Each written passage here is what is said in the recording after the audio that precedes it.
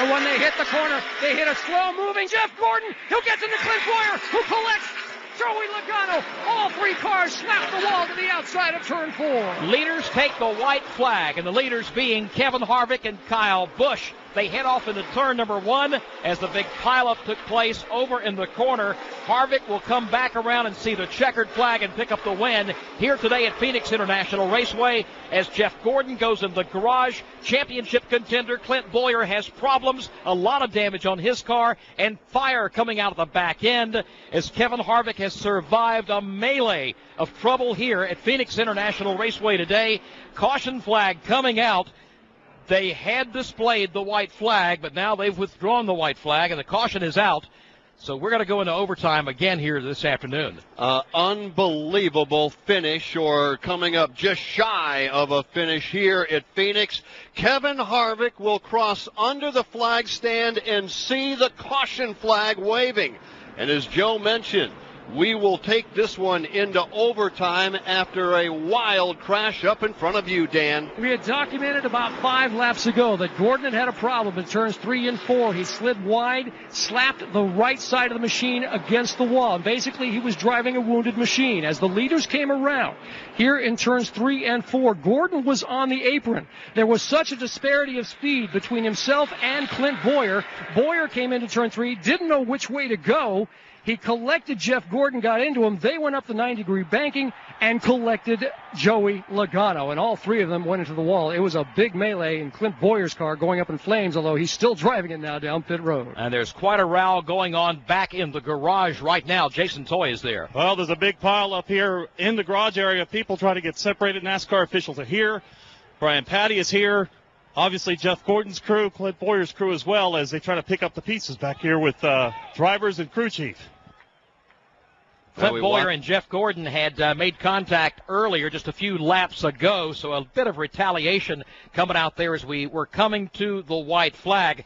They were waving the white flag, but the field didn't actually get to the start-finish line yet, and that is why we are going into overtime here this afternoon. And Clint Bowyer is trying to come back onto the racetrack again. Championship implications. Now he's actually headed back into the garage in a dead sprint, Joe. Clint Bowyer was not involved in what took place in the garage area prior, but he may be involved here shortly. A dead sprint by Clint Bowyer.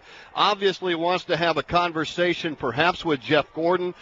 Jason Toy, he's probably coming your way. Clint Bowyer sprinting up into Jeff Gordon's garage, into his hauler.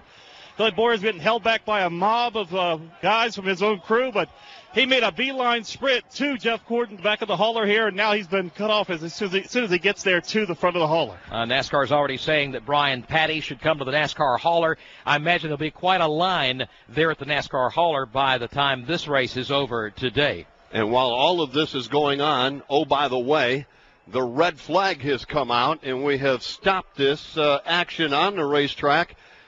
Not to necessarily observe what's going on in the garage area, but certainly that's where all the attention is at the moment, under the red flag here at Phoenix. It's crazy, a crazy day of racing. Kevin Harvick shown as the leader as we're under the red flag. Let's go back to the garage. And Clint Bowyer and Brian Patty both ushered inside their own transporter by NASCAR Sprint Cup Series officials. Bowyer visibly upset with this incident. There's still a big melee back here between the team members surrounding Jeff Gordon's battered race car. Jason Toy's actually on that side of the melee. Jason, what are you seeing? Well, it's starting to get separated here now as some of Arizona's finest step in here to kind of get things under control here. But Jeff Gordon has been up inside the hauler there, hidden away. And, of course, like you said, Brian Patty and Clint Bowyer sending another way. How about in front of you, Alex? Here's Brian Patty's just come out of the hauler. He's going to come back over here, shake hands with one of the DuPont crew members as they have a quick word ear to ear, but he's got NASCAR security on either side of him. Brian Patty now making his way over to the Sprint Cup Series hauler as Clint Bowyer's about to come out of the hauler as well, but Brian Patty has stopped down here as he's going to try to get a word. We'll try to get a microphone in here in just a moment. Wow, that's unbelievable what has taken place today. First, Jimmy Johnson, the championship point leader, having a problem, hitting the wall early in the race, losing a lot of ground and a lot of points. And now championship contender Clint Bowyer involved in an incident here, coming to the white flag. and a big row down in the garage as a result of all of this. And again, we are going into overtime in a few moments here at Phoenix. Kevin Harvick is shown as the race leader as we're under the red flag from Phoenix International Raceway. This is the Motor Racing Network, the voice of NASCAR. Come back to a wild afternoon of racing and fighting at Phoenix International Raceway, just a couple of laps shy of the finish of the AdvoCare 500.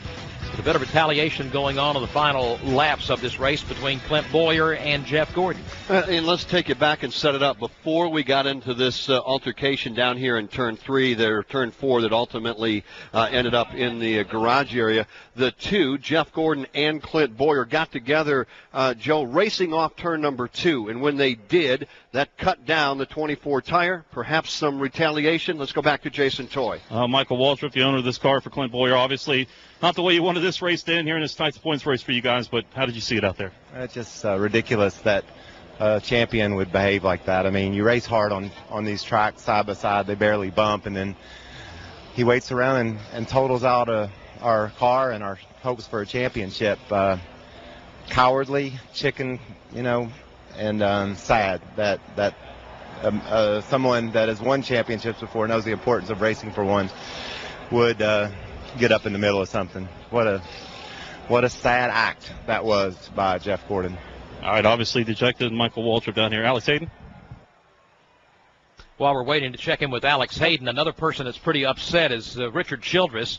From the flag stand, they actually will cover the Childress situation in a moment. Let's now go back over to Alex. Back here at the Jeff Gordon hauler, crew chief Alan Gustafson. Alan, from your pit box, the radio communication with your driver, this whole incident, give everybody an idea what's going on. Well, I mean, it's just got used up by Clint. It was several times that's happened this year, and it's enough. Enough's enough. He's going to have to race with a lot more respect than that, or he's going to get that as a result. So that's what happened. So I guess he messed with the bull and got the horns. Alan Gustafson, he is the crew chief for Jeff Gordon. Their battered race car is back here as well. As this melee continues back here, everything seems to be calmed down for the moment as of right now. All right, as I was saying, Richard Childress is very upset because the white flag was displayed as the field came off turn 4, and then the yellow flag came out. White flag, one more time. Caution in turn 4, and we took the white. It's over, right? Hey, go. Don't let that guy pass you. No way! It's the start-finish line. We took the damn white right there. He had it.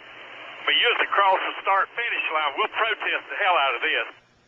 Saving fuel.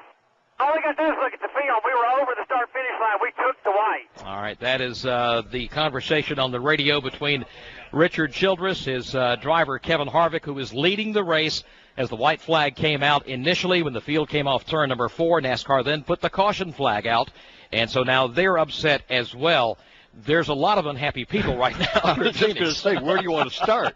We could start with the 24. We could cover the 15, or we could cover the 25, and Steve Post will cover the 29 for us right now. Richard Childress, team owner for Kevin Harvick. Richard, what's the protest here? What are you looking at? Well, we were crossing the start-finish line when the white flag, and they're saying they didn't throw it. I mean, they didn't throw the white, but they should have threw it instead of the caution. We went across the start-finish line. There we go. So that is the crux of the issue from Richard Childress here, that Harvick indeed took the white flag. Guys, once the white flag is displayed, they can't bring it out. Now, Richard even said there they did not throw the white flag, so we'll have to see how this one sorts out. Boy, doesn't this set things up nicely for next week at Homestead Miami Speedway. We leave Phoenix second to last race of the year, and all these issues abound between Jeff Gordon, the situation as Michael Waltrip explained with his team, and driver Clint Bowyer, who's now out of the chance of a championship. He's 43 points behind now, not going to make that up. And then Childress with an opportunity to pick up his first win of the year. And let's be clear, we still have officially 2 laps of racing remaining. And you know what? Gloves are still going to be off. And when we go back to the green flag, Kyle Busch has been a dominant race car all day long.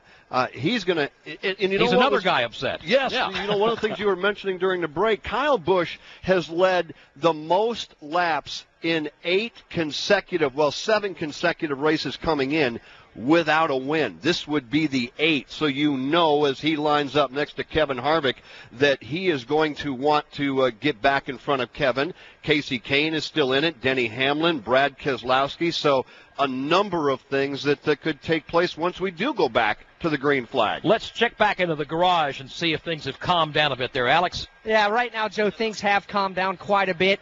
A lot of the team members for Jeff Gordon's car are trying to get this beaten and battered car just where it can roll, where they can push it up here to get it loaded back in the transporter. Now, Jeff Gordon is still inside the Drive to In Hunger AARP transporter. NASCAR special security, along with a lot of the local sheriff's deputies, are inside. I can see through the middle of the transporter. They are having a conversation with Jeff Gordon. I saw one of the NASCAR security force members come out and point towards the direction of the exit as if they're trying to figure out exactly how they're going to get Jeff Gordon out of the transporter through the garage, through this throng of fans, as well as the media back here, and not to mention Clint Bowyer and his team, to get him out of here to the exit, to get him going. As a matter of fact, as I look right now, Jeff Gordon is going out the side of the truck and headed out in front of the transporters. So Jeff Gordon's going out the front and heading out around the transporters a different direction. Let's check in with Steve Post. Well, we're down here looking at an absolutely beaten and battered 5-Hour Energy Toyota. It sits in the middle of pit road. The car was on fire, so the extinguishers have gone off on the race car, and they're literally trying to figure out how to get this car off from the front of pit road. The crew wants to work on it. The problem is we're under a red flag condition, so NASCAR officials are telling the crew, you cannot touch the race car. You cannot do anything with it. Brian Patty, crew chief down here, talking with some of the NASCAR officials as well. We're going to see if we can catch a word with him, but right now he's talking with some of the NASCAR officials, so we'll keep an eye on Brian and see what the status is, but we've got a mess of a race car and a mess of pit road down here in their pit box.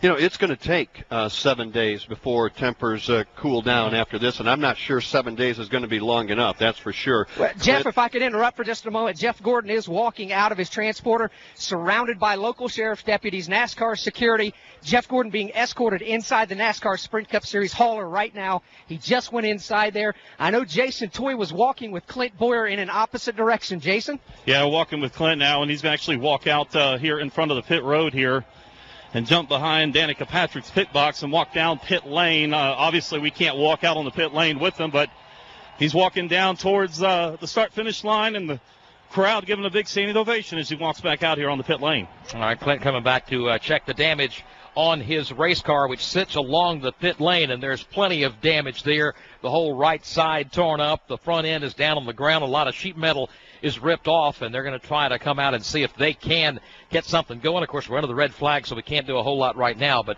they're surveying the damage, hoping to get back out and salvage something today. Well, there was more damage when the entire crew, including Clint, left that car to go back into the garage area. It was, I believe, a member of Eric Almirola's team that noticed that the 15 car of Clint Bowyer had reignited and caught fire, and now most of the members of Clint's team back there, as you pointed out, Joe, surveying the damage and realizing that, you know, boy, there's more damage here than when we left, simply because the car caught fire once again, and whether or not they can get that car back out remains to be seen. Under the red flag, they are not able to touch the car, but as you pointed out, they can certainly spend time, survey the damage, and perhaps get all of the pieces and parts ready to bolt on when the red flag is removed. The cleanup is just about complete. They're completing some of the blowing over here on the back straightaway and over into turns 3 and 4 with all the stay dry that was put down. One thing I've noticed is the sold-out grandstand here at Phoenix, and all the people up on the mountain, everybody is on their feet in disbelief, watching what they've seen here this afternoon at Phoenix International Raceway. What looked like was going to be a Kyle Busch benefit, the man who had dominated the race all day. We had one little spurt of excitement there, the situation with Jimmy Johnson, and we're looking at, okay, how they get the car back in. They had lost some points, but came back to get within 19 points of Brad Keselowski with one race to go. And then all this breaks out here on the very last lap, and everybody is mad at somebody down there. We've had fights. The police are down there. Alex Hayden reports they have mace ready just in case, because it did get pretty crazy. And just unbelievable what has taken place, and it's not even over yet. You know, you go all the way back to the Martinsville spring race when Jeff Gordon and Clint got into it. That was, I guess, the first time I think Jeff Gordon thought that he had the opportunity to win that race. Obviously, Clint did as well, dove his car to the bottom of the racetrack. They both ended up, neither one of them going to victory lane.